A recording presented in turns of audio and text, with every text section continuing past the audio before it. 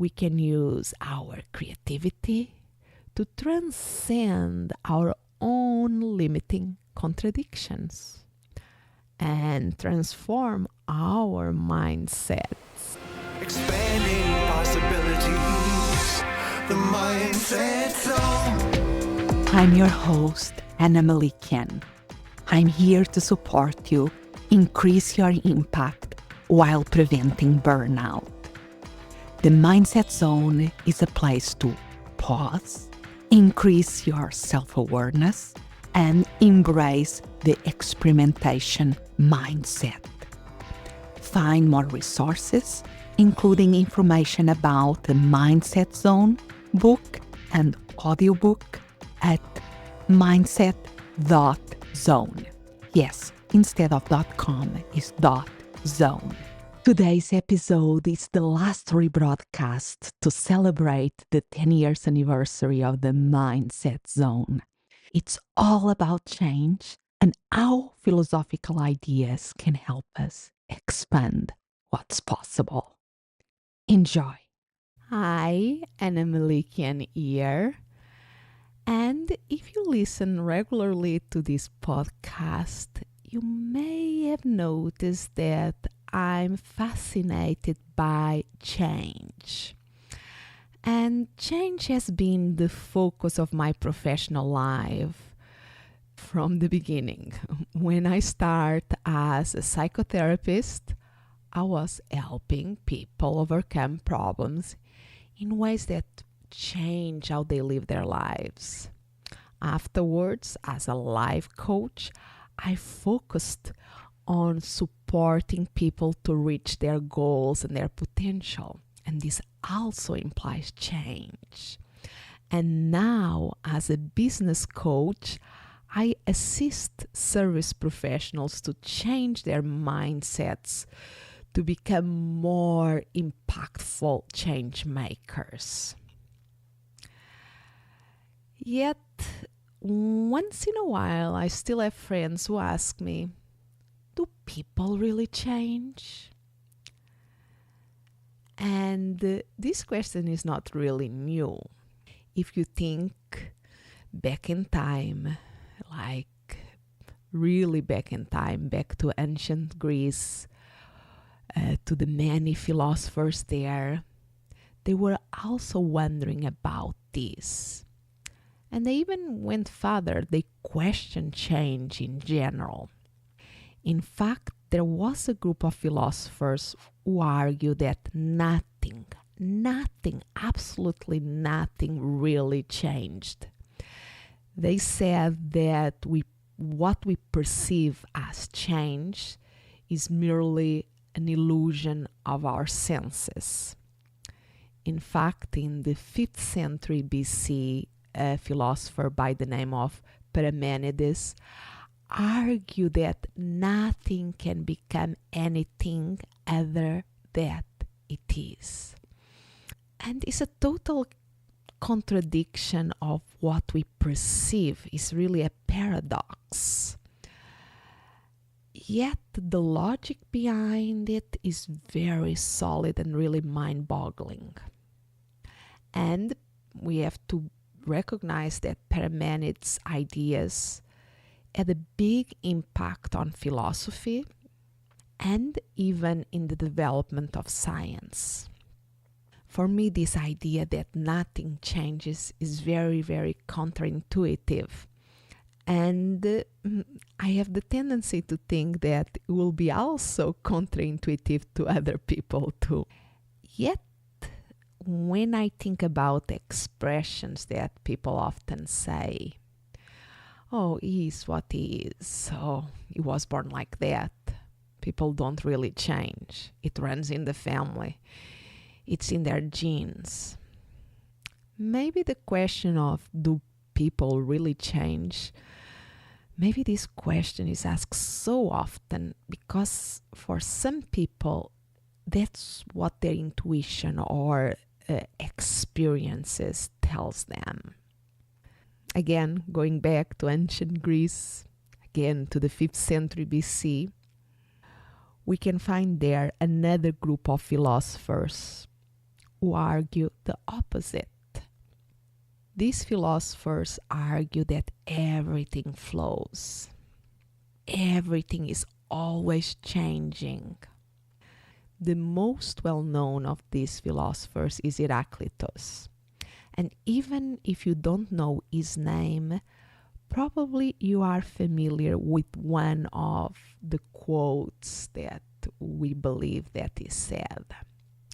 And this quote that survived until today is, "No man ever steps in the same river twice." Or my favorite, that is the longer version of it, is, "No man ever steps in the same river twice, for it's not the same river and it's not the same man." I love this quote, yet I also recognize that this idea of constant flow, constant changing, it can be felt as lack of stability or confusion or even chaos. And I think, for instance, on our technological world today, the pace of change is so fast that sometimes it can make us feel uneasy and wishing for a more stable ground. I love technology. I love all the technology world and all computers and all that. But even me, sometimes I feel, can be slower. Let me absorb first. Now that I know this, you are changing things around. So this begs the question, if we have to decide between these two extremes, nothing can change, or everything is in a constant state of change, which will we pick? Which will you pick? It's a difficult choice. And what I love about philosophy is that it shows us that there is at least a third option, an option that transcends these opposites. So let's go back again to the 5th century BC, and we can find another philosopher, another school in philosophy, and this philosopher called Empedocles, that proposed the idea that both Parmenides and Heraclitus were right. Yes, he said that nothing changed and everything changed, that both were true. And how did he do this? So, if we believe that is what he defend, what he argue, that everything in nature consists in a number of elements, in ancient Greece was the 4 elements. So if we believe that everything in nature consists of earth, air, fire, and water, and then if we see these elements as never changing, they are what they are, yet these same elements can be mixed in various combinations. And if we think, okay, but how is it possible that 4 elements to be the basis of everything we see? So it's just 4 things. Think about a painter. A painter who has the red, the yellow, and the blue, and can mix these primary colors to become all other colors. Or, okay, let's add a little bit more elements here, not just 4. Think about the atoms. Yes, there are more than 4 atoms. Yet we believe that everything in nature is made of atoms and they are limited.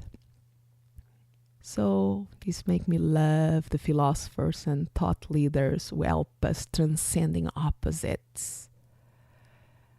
And let us think about how to apply these ideas to how we see change in ourselves. For instance, we can work very, very hard to change characteristics in ourselves that are very ingrained. Or we can work very, very hard to accept these characteristics as a given that we cannot change. Yet, now we have a third option.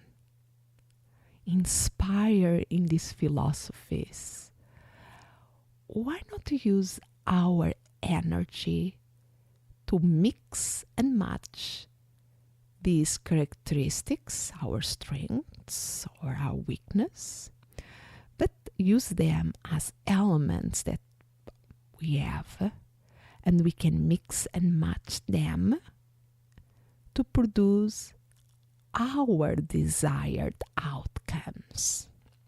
So, similar to the painter who has a limited palette, by mixing and matching, we really are only limited by our imagination. We can use our creativity to transcend our own limiting contradictions and transform our mindsets. Some food for thought here. Think about the possibilities. I will summarize this episode in the show notes, and I will put there some links to these philosophers if you want to go and know a little bit more about them and to help you think about how you can apply this in your life now and to your mindsets in particular. And as always, I love to hear your comments about the topic today. I love to learn about your experiences. And if you want a weekly mindset workout, make sure you are subscribed to this podcast. If it's easier, you can also listen it directly from my website. Just go to mindset.zone/info and you will be able to listen to the podcast there. And to give you an extra incentive to visit my website, go to mindset.zone/free stuff. You will find different resources there, and you always can write me to anna@mindset.zone telling me what you love to see there, as well as any comments about my podcast. Expanding possibilities, the mindset zone. If you can think of a person who will find this episode helpful, please share it. Spreading the word about the Mindset Zone podcast is very powerful. For extra resources, including information about the book and audiobook, Mindset Zone, Actualize Your Human Potential, go to mindset.zone. Yes, instead of .com is .zone. As always, I'm so grateful that you are here. Expand what's possible for you, for the ones around you, for the world.